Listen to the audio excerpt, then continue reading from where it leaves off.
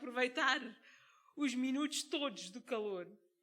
Mas eu hoje queria compartilhar com os irmãos uma coisa que eu acho que talvez sejam dos 3 versículos mais assustadores na Bíblia.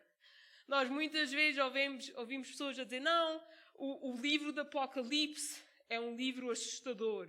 Ou quando fala dos fins do tempo, é assustador. Mas eu acho que para nós, os crentes, não é os fins dos tempos que é assustador, mas algo maior que fala ao nosso coração. Eu não sei se isso sou só eu, não é? Mas querem tentar adivinhar quais são os versículos? Quais são os palpites que podem ter? Algum palpite? Quais serão dos versículos mais assustadores? Ou que mais fazem pensar e meditar e realmente refletir? Então, o primeiro que eu vou pedir para a gente ler é em Mateus capítulo 15, versículo 8 a 9. E diz, este povo honra-me com os lábios, o seu coração, porém, está longe de mim. Mas em vão me adoram, ensinando doutrinas que são preconceitos de homem. E clamando a si, a multidão disse-lhes, ouvi e entendei, não é o que entra pela boca que contamina o homem, mas o que sai da boca. Isso é que o contamina. Então, neste caso, Jesus estava a falar dos fariseus. E estava a dizer, nós sabemos que os fariseus, eles tinham por obrigação de conhecer bem a palavra de Deus. Neste caso, o Velho Testamento, eles conheciam bem. Eles é que estavam no templo, eles é que faziam as orações. Então, se uma pessoa for a pensar logicamente, se havia um grupo de pessoas que devia estar perto de Deus e do coração de Deus, eram os fariseus. Porque eles é que estudavam a palavra, eles é que sabiam a palavra. Mas aqui era o contrário. Diz, honram com os lábios, mas o coração está longe. E depois vamos a ver em Mateus capítulo 7, versículo 21 a 23. Fala outra vez, nem todo o que me diz, Senhor, Senhor, entrará no reino dos céus, mas aquele que faz a vontade do meu Pai que está nos céus. Muitos me dirão naquele dia, Senhor, Senhor, não profetizamos nós em teu nome, e em teu nome não expulsamos demónios, e em teu nome não fizemos muitos milagres? Então lhes darei claramente, não há sombra de dúvida, é claramente, nunca vos conheci, apartai-me de mim, vós que praticais a iniquidade. Este versículo, para mim, é um dos versículos que eu acho que é dos mais assustadores, se eu posso usar essa palavra da Bíblia. Imaginar Deus que é amor, Jesus que é amor, que deu o seu único filho por nós, para nós podermos ter um relacionamento com Deus. Imaginar Jesus a dizer isso. E cada vez que eu leio este versículo, diz, mas nós profetizamos, mas nós fizemos milagres, mas nós... E Deus diz, não, eu não vos conheço. O que está a falar, então está a falar para quem? Está a falar para quem não conhece Deus? Ou está a falar para quem supostamente conhece Deus? Está a falar para nós, irmãos. Este versículo é para nós. Para a nossa atenção. Para nós pensarmos, para nós refletir. E depois vamos a seguir em Apocalipse capítulo 2, versículo 4 a 5. Muitos conhecem este versículo. Diz, tenho, porém, contra ti que deixaste o teu primeiro amor. Lembra-te, pois, de onde caíste e arrepende. E pratica as primeiras obras. E se não, brevemente virei a ti e removerei do seu lugar o teu candeeiro. E se não te arrependeres. Tenho contra ti a única coisa. Esqueceste o teu primeiro amor. Outra vez, para quem é que está a falar? Está a falar para quem conhece Deus, quem conheceu Deus, quem teve relacionamento com Deus, quem conhece o amor de Deus. mas esqueceu o primeiro amor. Se formos a ler em Apocalipse, capítulo 3, versículo 16, diz: assim porque és morno e não és quente nem frio, vomitar-te-ei da minha boca. Outra vez, é difícil imaginar Deus a dizer essas coisas. E outra vez, não é um alerta para quem não conhece Deus. É um alerta para nós. E estes versículos são versículos que realmente, eu falo por mim, me faz pensar, onde é que eu estou? Na sexta-feira nós perguntamos aos jovens, se amanhã de manhã tu acordasses perante Deus e Deus te dissesse, porquê que eu hei de deixar entrar no céu? O que é que tu ias dizer? E nós todos ficamos, incluindo eu, a dizer, mas o que é que eu ia dizer? E nós sabemos que não é pelas nossas obras, não é pelos nossos esforços, não é algo que a gente faz. Nós sabemos que é pela graça e pelo amor de Deus. Mas Deus também nos chama, e estes versículos mostram isso, que Deus nos chama a ter um relacionamento com Ele. Uma coisa que estes versículos têm todos em comum é onde é que está o coração. A posição do coração é o que estes versículos têm em comum. Eu lembro-me quando eu era mais pequena, não é? E talvez mais bebé na fé. Quando nós estamos excitados sobre uma coisa, então, quando nós primeiro aceitamos Jesus como nosso Salvador, quando estamos a aprender sobre a Bíblia, é tudo maravilhoso, parece que tudo é bom, os pássaros parece que cantam mais alto, o sol brilha melhor. É quase como quando nós estamos apaixonados, não é? Aquela fase de namoro, é tudo, aquela pessoa. Mas com o tempo, algumas coisas vão acontecendo, ou a pessoa começa a não ter tempo, parece que agora tem mais responsabilidades, e parece que começa-se a desviar um bocado, ou a esfrecer um bocado. Não é Deus que estava aqui e agora foi para ali, Deus continua aqui, não é? Mas eu lia estes versículos, e até do primeiro amor, e eu pensava, mas como?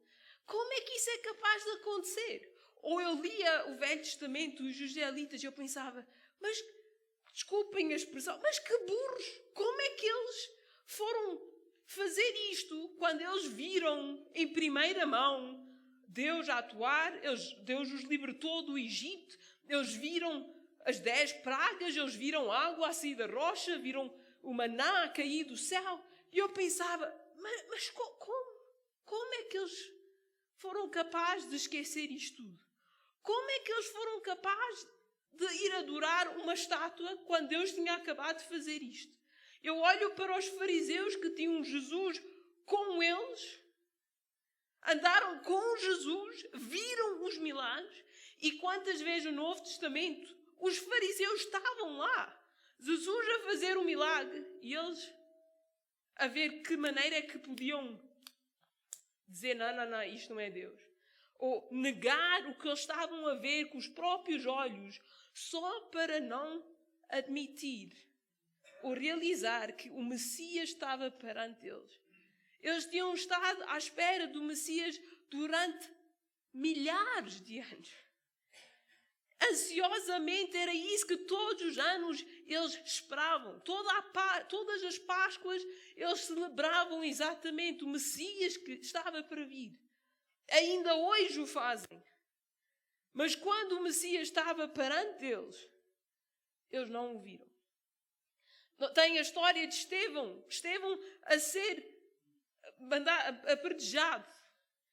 E diz que Estevão olha para o céu e vê a glória de Jesus, vê Jesus assentado à destra do céu, vê Jesus a levantar, a olhar para ele como meu filho. E ele a dizer, vejam, olhem a glória de Deus. E a Bíblia diz que eles gritaram mais alto para não ouvir. A glória de Deus estava mesmo ali. E eles decidiram focar em apedrejar Estevão do que ver a glória de Deus. E muitas vezes isso acontece na igreja. A presença de Deus está aqui. Nós estamos todos no mesmo lugar. Mas um diz, eu senti a presença de Deus. Outro, vir à igreja, está na hora de ir. Está na hora de ir fazer o almoço, por exemplo. E eu perguntava, mas como? Se estamos todos no mesmo sítio, se a glória de Deus é a mesma, se a presença de Deus é a mesma, como é que duas pessoas, lado a lado, uma vê a glória de Deus, a presença de Deus, o amor de Deus, e outra não? A palavra de Deus é a mesma. O Deus é o mesmo. Se formos olhar a David e Saul, o rei Saul, não é? Os dois tiveram a promessa de Deus. Os dois tiveram a chamada de Deus. Era o mesmo Deus. O mesmo Deus que chamou o rei Saul. O mesmo Deus que chamou o rei Davi. Era o mesmo. A promessa era a mesma. Mas o fim dos dois foi completamente diferente. E porquê? Por causa da atitude do coração. A atitude do coração do rei Saul, a atitude do coração do rei Davi foram completamente diferentes.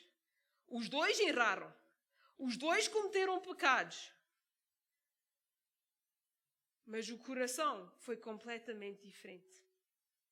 E eu pergunto-me isto a mim própria, onde é que está o meu coração? Porque é tão fácil tornar uma rotina. É tão fácil até vir à igreja um domingo, ser uma tradição. Ser como os fariseus, entrar no templo, Deus é bom, glória a Deus.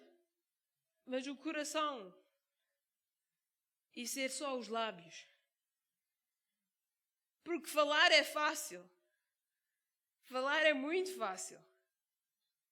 Mas naqueles momentos em que nós não sentimos isso, e temos que nos agarrar à palavra de Deus e dizer, mas Deus, se tu dizes que é assim, ajuda-me.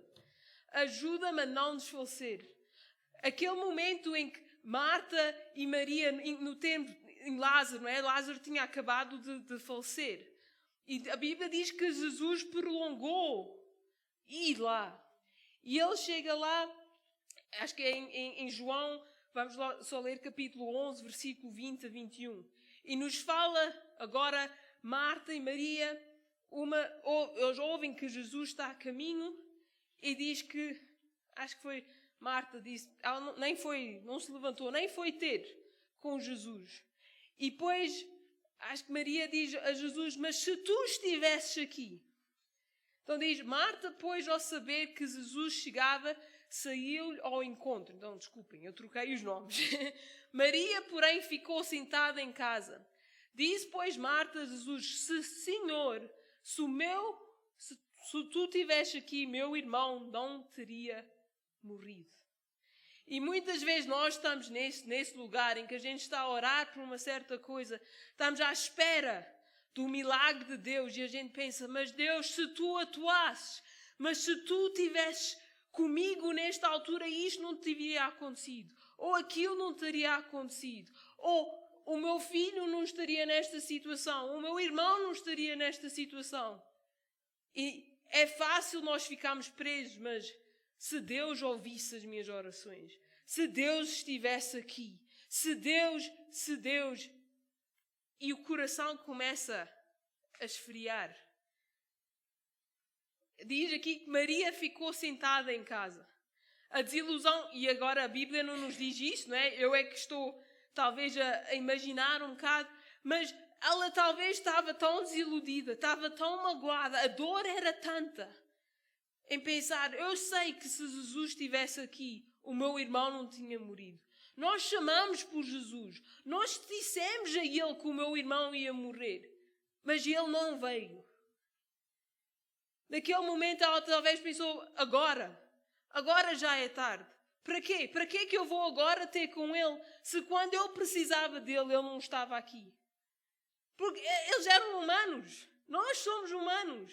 Muitas vezes nós queremos dizer, e nós dizemos, sim, Deus é bom, mas por dentro nós estamos a pensar, mas Ele não ouve a minha oração. Ou nós oramos e dizemos, mas Deus ouve a oração do pastor Abel, mas não ouve a minha oração.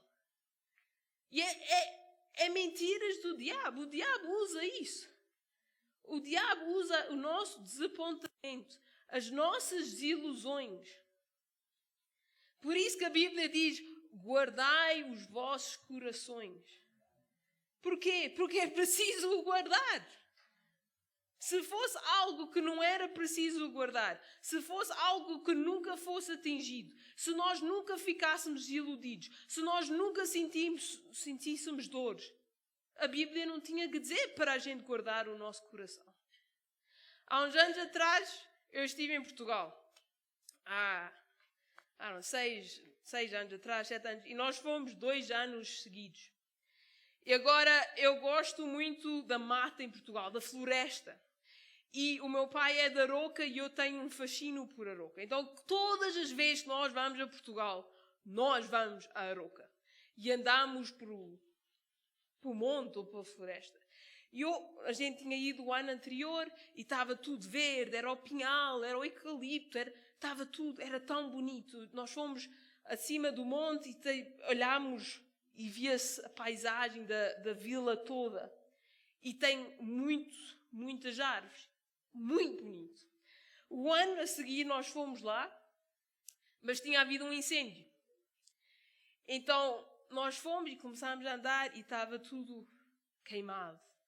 Aquela beleza que tinha visto o ano anterior não estava lá. Estava tudo morto, estava tudo semuscado. E era triste, custava ver aquilo porque a pessoa sabia o que tinha sido e agora como é que estava. Mas nós continuamos a andar e, por exemplo, aqui tem uma árvore que está um bocado chamuscada, não é? Mas está verde. Tem folhas, está verde. Depois andávamos mais um bocado e tinha outra árvore que tinha folhas, estava um bocado verde. Mas à volta estava tudo queimado. Agora, eu, irmãos, não percebo nada de plantas. Eu sou um desastre com plantas. Se querem que uma planta morra, tragam-me a mim. Porque eu tenho o talento para deixar estas plantas morrer. O meu pai, ele diz, mas como? É só dar água. Mas ou eu dou água a mais, ou dou água a menos, ou ponho no sol a mais. É um desastre. Eu consegui matar um cacto. Isso é quase impossível. Quando eu consegui matar um cacto, eu cheguei à conclusão que é melhor eu não tocar, não mexer. Quando alguém me dá uma planta, eu entrego ao meu pai. Eu acho que é melhor seres tu a cuidar da planta, porque senão nós sabemos qual vai ser o fim dela. Então, esse é o acordo que eu tenho com o meu pai. Eu gosto de plantas, mas é melhor eu não chegar ao pé delas. Então, quando eu estava a ver isto com as árvores, mas isto não faz sentido. Como é que tudo à volta está queimado e depois há uma árvore que tem folha e era de tempos a tempos. Mas eu pensei, antes que eu vá fazer alguma pergunta um bocado boba, é melhor eu só aceitar que eu não sei. É coincidência. Fiquei calada, nós continuámos a conduzir e eu continuava a ver. Às vezes havia uma árvore pequenina com folha.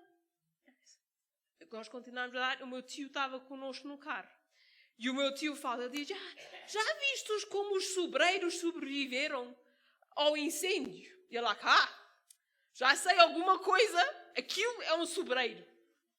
Então, já sei que esse tipo de árvore sobrevive.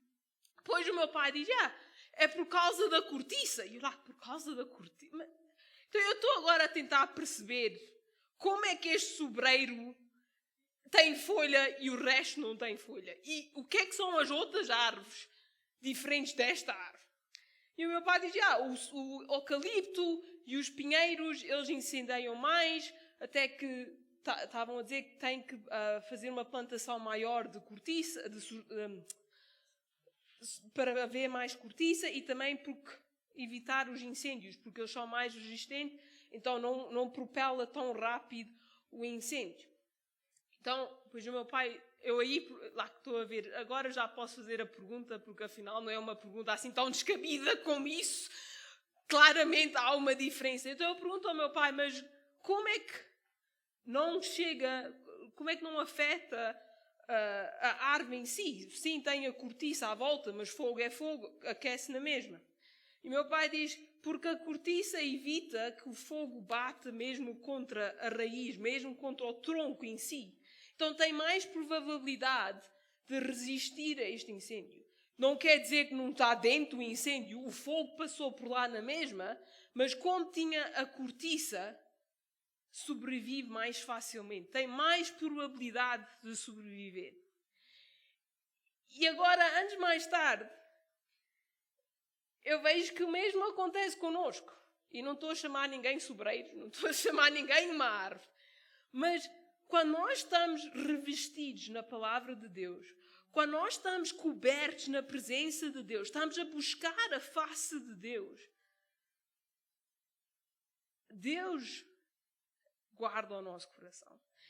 Dizem em Provérbios capítulo 4, versículo 23, acho que até se a gente ler de 21 a 23 ou 20 a 23, diz: Filho meu, atenta para as minhas palavras, inclina o teu ouvido às minhas instruções. Não se apartem elas de diante dos teus olhos. Guardas diante do teu coração, porque são vida para a que as encontram e saúde para todo o seu corpo. Guarda com toda a diligência o teu coração, porque dele procedem as fontes da vida. Nós outro dia lemos isto no culto de oração. E aí está o segredo. Deus só não nos diz para guardar o coração. Ele nos diz como guardar o nosso coração. É estando na palavra de Deus. É buscando a face de Deus. É como quando Deus nos diz para orar pelos nossos inimigos. Eu não sei se isso já aconteceu com os irmãos, não é? Mas aconteceu comigo em que eu estava mesmo magoada e chateada com uma pessoa. E eu sabia que tinha um versículo que dizia para orar pelos nossos inimigos, não é? Então eu começo por dizer: Deus, tu mostra a esta pessoa o que eles fizeram de errado. Isto não está certo. Mostra a esta pessoa que isto não está certo. E depois houve uma convicção, vamos lá dizer, que isso não é orar pelos teus inimigos. Então eu lá como, ok, Deus abençoa esta pessoa, Deus mostra o teu amor, Senhor, cobre esta pessoa com o teu amor. E começo a orar por esta pessoa. O irmão sabe que depois de estar a orar por essa pessoa durante algum tempo, era impossível sentir mágoa contra esta pessoa. Era impossível sentir raiva contra esta pessoa. Porque agora eu tenho estado a orar por essa pessoa. Então, ou sai água limpa ou sai água suja, não é? Então, do princípio, não era água limpa. Era como aquele versículo que nós estávamos a ler, honra-me com os meus lábios, não é? Então, eu estava a orar, era mais de lábios do que coração, porque eu sentia aquela mágoa, não é? Mas eu dizia, não, se Deus diz que eu tenho que fazer isto, então é isto que eu vou fazer. E eu orava, mas Deus, tu sabes o meu coração. Tu sabes que eu não estou a orar com o coração como devia. Que as minhas intenções não são puras como devia. Mas eu confio que tu podes transformar o meu coração. E tu podes fazer o trabalho. Então eu vou tomar esta decisão de continuar a orar.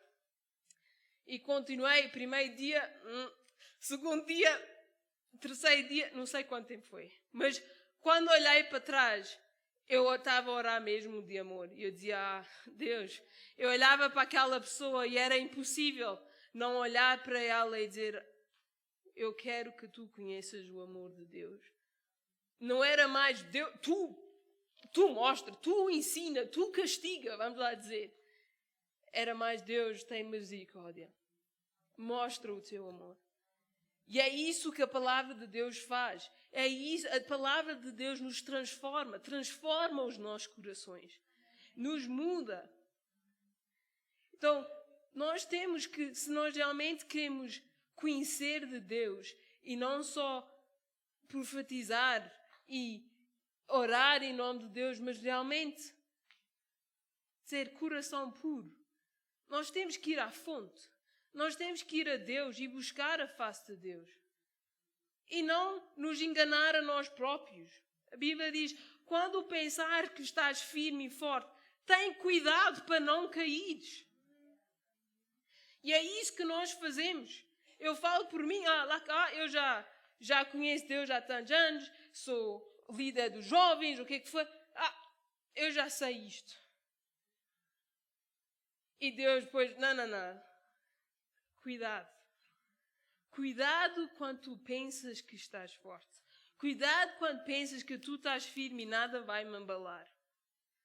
Os israelitas tinham acabado de ver Deus a fazer, a providenciar. Mas o que é que eles fizeram? Onde é que estava o coração deles? Continuava no Egito. E mal eles pensaram, não vamos ler por causa do tempo, mas em Êxodo capítulo 32, Moisés, é quando Deus dá os 10 mandamentos a Moisés. E Moisés sobe ao Monte Sinai e agora os israelitas estão à espera que Moisés desça. Moisés nunca mais desce. Passa um dia, passa 2, passa uma semana, passa 2. Moisés, nada. Então eles vão ter com Arão e dizem, ok, nós achamos que Moisés não vai descer. A ira de Deus, ou a presença, consumiu Moisés. Nós agora estamos neste deserto. Estamos sem Deus, sem Moisés. Nós precisamos de direção. Nós precisamos de alguma coisa, senão nós vamos morrer aqui, no deserto. Para que é que Deus nos tirou do Egito, se foi para só morrer aqui? No Egito havia boa carne, havia tudo o que era de mal. Esqueceu. Saiu da memória. Era só, mas a gente tinha isto, mas a gente tinha aquilo. Vão ter com Arão e dizem, tens que nos criar um Deus, uma estátua, um ídolo. E Arão diz, ok, deem-me os vossos brincos. Quem é que deu estes brincos aos israelitas? Quem é que providenciou estes próprios brincos que foram usados para criar o ídolo? Sabem de onde é que vieram? Os judeus conseguiram sair do Egito com uma riqueza incalculável. Porque a Bíblia diz que Deus tocou no coração dos egípcios e que eles deram as joias, deram as pedras preciosas. Levem! Deus providenciou esse ouro todo. Deus providenciou essa riqueza toda, se eu posso dizer assim. E agora eles criam este ídolo.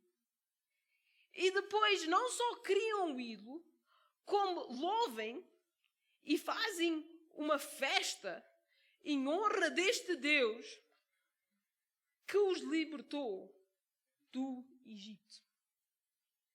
Agora eles sabiam bem que não tinha sido esta estátua de ouro que os tinha libertado do Egito. Eles sabiam que tinha sido Deus. Eles tinham visto Deus a atuar em primeira mão. Eles tinham visto a providência de Deus em primeira mão. Isto foi depois do Mar Vermelho se abrir. Não foi antes, foi depois. Agora, isso, ver o mar a abrir, isso é... Como é que uma pessoa pode não acreditar em Deus depois de ver uma coisa dessas, não é? É fácil pensar assim. Mas naquela altura, naquele desespero de estar à espera e não ver, de pensar, olha, agora é que estamos, Deus dará. Eles criam esta estátua, louvam esta estátua, e aquilo que Deus fez, eles agora dizem que esta estátua fez. O coração deles mudou de sítio. Ficou no Egito. A mulher de Ló, em vez de olhar para a frente, olhou para trás e tornou-se uma estátua de sal. E a minha pergunta hoje para os irmãos e para mim é: onde está o nosso coração? Onde está o nosso foco? Em Hebreus diz para a gente pôr o foco em Jesus. Olhar para Jesus. nos tempos em que nós estamos, e várias vezes o pastor Abel diz que vai ficar pior, e eu penso, Deus, por favor, não deixe que fique pior. Mas nós sabemos que a verdade é que a Bíblia, as profecias vão se cumprir. O livro do Apocalipse vai se cumprir. E por muito que eu estava a dizer no princípio que para nós isso não devia de ser o livro mais assustador da Bíblia, o facto é que na carne vai custar. Na carne é duro. Na carne há medo. Eu sinto medo. Agora, esta semana estávamos a ver no noticiário e quando Israel atacou o Irão de volta, eu disse, porquê? Porquê que eles só não deixaram paz? E a pessoa começa a ver isto com os olhos e começa a pensar, o que é que vai ser? O que é que vai acontecer? Às vezes até olhamos para a África do Sul, Deus, tu já viste o que está a acontecer na África do Sul? E é fácil nessa altura, em vez de dizer, mas Deus, as profecias que tu falaste, não foi mais ninguém, foi tu que falaste. E nós estamos perante uma escolha, onde é que vamos pôr o nosso coração? Naquilo que a gente vê, no nosso medo, ou vamos pôr o nosso coração naquilo que Deus está a dizer? Porque os tempos podem ser difíceis, mas Deus continua a ser fiel. Pode não parecer, mas a graça de Deus continua a abundar. Supera tudo aquilo que a gente pode estar na expectativa de ter. Mas nós temos a escolha de, como os israelitas, esperar e confiar que Moisés, neste caso Moisés ia voltar, que Deus ia continuar a providenciar, que Deus ia vos levar à terra prometida. Ou temos a escolha de dizer, já estamos tarde, o tempo está a passar, nós não vimos nada, nós temos que agir. Eu sou uma pessoa que gosta muito de saber, ter tudo em ordem. Eu não gosto de ser apanhado de surpresa. Então, muitas vezes, eu quero fazer, porque eu sei que se eu fizer, vai ser feito. Então, eu não gosto muito de depender noutra pessoa fazer algo, porque aí a pessoa ou pode fazer ou pode não fazer. Há o risco de não ser feito, ou não ser feito à qualidade que eu acho que devia de ser feito. Então, é uma coisa que Deus tem estado a trabalhar, não é? Comigo, é que às vezes é preciso esperar. Às vezes é preciso aceitar que não está no meu controle, que não há nada que eu possa fazer para mudar a opinião daquela pessoa. Não há nada que eu possa fisicamente fazer para mudar o coração daquela pessoa. Que a única coisa que eu posso fazer é orar. A única coisa que eu posso fazer é realmente depender de Deus e dizer, Deus, só tu. Só tu, pá. Eu não posso fazer mais nada. Não importa o quanto eu falo, quanto eu luto, quanto eu espernei, nada vai mudar a situação. Só tu podes mudar a situação. Mas há alturas, há dias que isso vai tudo muito bem. E isso é fácil. Ok, Deus, está nas tuas mãos. Há outros dias em que eu acordo e eu tenho que fazer alguma coisa. Tem que haver alguma coisa que eu possa fazer. Tem que haver alguma coisa que eu possa dizer. A querer levar para trás, a ter aquele controle outra vez. E dizer, não, espera. Esperar não é dom para os portugueses. Os portugueses, começando por mim, não sabemos esperar. Eu tive mesmo que pedir a Deus, ajuda-me a ficar quieta. É fácil, irmãos. Nós podemos olhar e dizer como é que eles foram capazes de fazer isso. Mas se nós não guardarmos os nossos corações, se nós não formos a Deus e pedir a Ele que nos ajude, pedir a Ele que Ele nos dê a força, pedir a Ele que Ele nos mude o coração, cria em mim um coração limpo. David, que era David, ia perante Deus e diz: Deus, cria em mim um coração limpo, porque eu sei que sem ti o meu coração não é limpo. Eu sei que sem ti eu não posso. Eu não tenho capacidade para isso. Paulo dizia: a carne é fraca, o espírito quer, mas a carne é fraca. Irmãos, nós estamos no tempo em que temos que guardar o nosso coração. Nós temos que refletir e dizer: Deus, mostra-me onde é que está o meu coração. Onde é que está a intenção do meu coração. Quando eu venho à igreja no domingo, eu venho porque venho com sede e fome de ti e quero mais de ti, ou venho porque já é uma tradição, porque é um hábito, porque é um ato de religiosidade. Religião não é relacionamento, irmãos.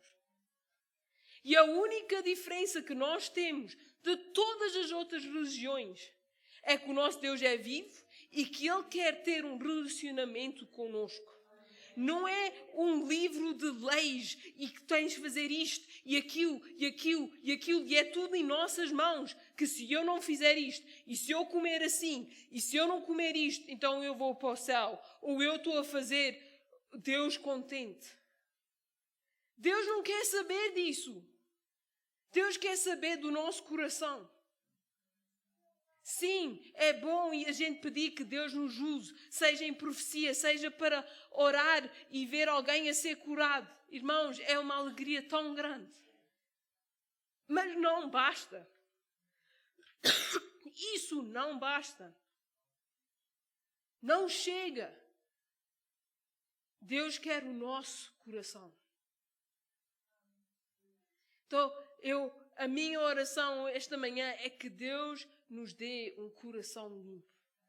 Que Deus transforme o meu coração para quando há outra intenção. Quando não é um motivo limpo. Não é que Deus transforme e me mostre. Porque nós não gostamos quando se nos sentimos, quando Deus nos dá aquela convicção. E que a gente, eu não sei se convicção é a palavra certa, então os irmãos são problemas. Quando nós sabemos que estamos a fazer algo e Deus diz, não é assim. Muitas vezes nós não gostamos de ser repreendidos. Não gostamos que Deus diga não. Porque nós pensamos, mas eu fiz isto, eu fiz aquilo, eu fiz isto, eu fui à igreja no domingo, eu jejuei, eu fiz isto, eu fiz aquilo. E começa a ser quase um negócio com Deus. Mas Deus, eu fiz isto, mas eu oro 3 horas por dia. Porquê é que isto não está a acontecer? E é tão fácil, irmãos. É tão fácil a gente entrar em rotina. É tão fácil a gente esquecer o amor de Deus porque pensamos que já conhecemos a Deus. A minha oração é que Deus nos dê um coração puro e que cada dia nos revele mais e mais dele. Porque nós podemos viver 1000 anos e nem isso chega para conhecer e saber a bondade de Deus e conhecer tudo sobre Deus. Há sempre algo novo. Há sempre algo de novo que Deus nos quer mostrar. Há algo de novo que Deus quer fazer na sua vida, na minha vida. Mas quantas vezes é que a presença de Deus está aqui? A mão de Deus está a dizer, pega. E por causa do meu coração, eu não vejo. Eu não recebo. Quantas vezes, irmãos? Quantas vezes é que na minha vida eu não tenho passado ao lado daquilo que Deus nos estava a mostrar? Passado ao lado da presença de Deus, porque estava atarefado em pensar, será que eu estou a pôr os versículos rápido o suficiente? Será que isto, será que aquilo? Pensando, mas eu estou a fazer isto para Deus, e Deus, eu não quero que tu faças nada para mim, eu quero o teu coração. Eu quero ter comunhão contigo. Houve uma altura, irmãos, que eu estava na igreja quase de segunda a domingo. E eu pensava que estava a fazer a coisa certa, porque eu estava envolvida nisto, estava envolvida naquilo. E chegou a um ponto que Deus me disse, tu estás a fazer, mas tu não estás comigo. Há quanto tempo é que tu não estás comigo? E eu pensei, mas Deus, eu estive na igreja ontem, o que é que tu estás a dizer? Ele disse, tu estiveste na igreja, não estiveste comigo. E não me interpretem mal, é bom estarmos envolvidos, é bom estar a servir. Mas quando o ministério tira o lugar de tempo com Deus, há um problema. Quando a glória começa a ser para o ministério e não para Deus, há um problema. Nós temos que voltar a Deus. Se o meu povo, que se chama pelo meu nome, se humilhar e orar, vir perante Ele, diz aí eu ouvirei os céus. O nosso coração, irmãos, o nosso coração. Vamos voltar ao primeiro amor.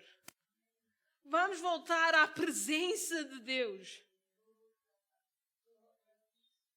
Porque aquilo que Deus tem é novo todos os dias. As misericórdias de Deus são novas todas as manhãs. Mas nós tentamos sobreviver naquilo que a gente sabe. Oh meu Deus, nós vamos perante Ti esta manhã, Senhor, e a gente pede, Senhor, transforma os nossos corações, Senhor, renova as nossas mentes, Senhor. Senhor, nós não queremos estar na Tua presença e não Te ver. Nós queremos ver-Te, Senhor. Nós queremos ser ousados por Ti, Senhor. Nós queremos glorificar o Teu nome, Senhor. Senhor, torna o nosso coração puro, Senhor. Se que a gente possa te conhecer, Senhor, e realmente te louvar, não só com os nossos lábios, não só por aquilo que a gente diz ou pensa, mas aquilo que a gente sabe. Que a gente possa te conhecer, Senhor, em verdade, Senhor. Que a gente possa te louvar em verdade, Senhor. Senhor, eu te peço, Senhor, não deixes que os nossos corações se ficam distantes de Ti, Senhor. Não deixes, Senhor, que as preocupações, Senhor, que as mentiras do diabo, Senhor, que as nossas próprias preocupações, a nossa própria carne, Senhor, nos afaste de Ti, Senhor. Mas, pelo contrário, Senhor, nós buscamos a Tua face, nós buscamos a Ti e dizemos, nós queremos mais, nós chamamos pelo Teu nome, Senhor. E nós declaramos, Tu és o nosso Deus, Tu és o nosso Rei, Tu és quem nos liberta, Senhor, e Tu és quem nos salvaste, Senhor. Oh, Senhor, eu peço, Senhor, neste momento, Senhor, que a gente não olhe para trás, Senhor, que a gente não olhe para aquilo que o mundo dá, Senhor, mas que possamos olhar para Ti e que nestes dias em que a gente enfrenta diferentes situações, Senhor, e Tu sabes onde cada irmão está neste momento, Senhor. Tu sabes o que cada irmão está a passar neste momento, Senhor. Senhor, eu só peço, Senhor, que Tu toques no coração, Senhor. Senhor, que Tu guardes o coração de cada um, Senhor, para ver as Tuas promessas, Senhor, para ver o que Tu estás a dizer, Senhor, para poder confiar na Tua palavra, Senhor, e esperar em Ti, Senhor. Dá-nos a capacidade de conseguir esperar em Ti, Senhor. Dá-nos a capacidade de conseguir confiar em Ti, Senhor, e ficar quietos perante Ti, Senhor. Oh, Senhor, faz o que só Tu podes fazer, Senhor. Toca no nosso coração como só Tu podes tocar, Senhor. Nós rendemos-te a Ti, Senhor. Nós deixamos tudo e dizemos só Tu. Tu toma conta, Tu transforma, Tu fazes. Oh, Senhor, nós queremos um avivamento Teu, Senhor. Senhor, eu não quero estar sem saber a Tua presença. Eu não quero louvar se eu não estou na Tua presença.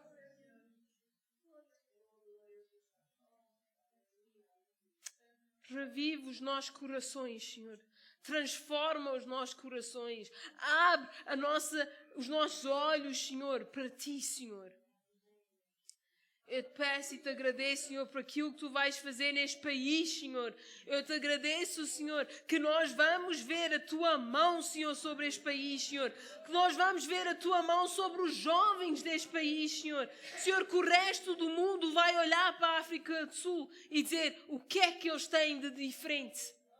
E que toda a gente possa ver a Tua glória a resplandecer sobre a África do Sul, Senhor. Senhor, eu peço, Senhor, que Tu acendes um fogo na vida de cada crente, Senhor, para orar, Senhor, por este país, Senhor, para lutar espiritualmente por este país, Senhor, para não se conformar com aquilo que o diabo está a dizer ou que os nossos olhos estão a ver, mas para ficar na Tua palavra, ficarmos firmes na Tua palavra, Senhor. Lembra-nos a cada dia, Senhor, que Tu és quem nos liberta, Senhor. Lembra-nos a cada dia, Senhor, que Tu é que nos dás a vitória, Senhor. E que a vitória neste país, Senhor, está perante Ti. Não está perante nenhum partido, não está perante nenhuma raça, não está perante nenhuma pessoa, mas em Ti, Senhor.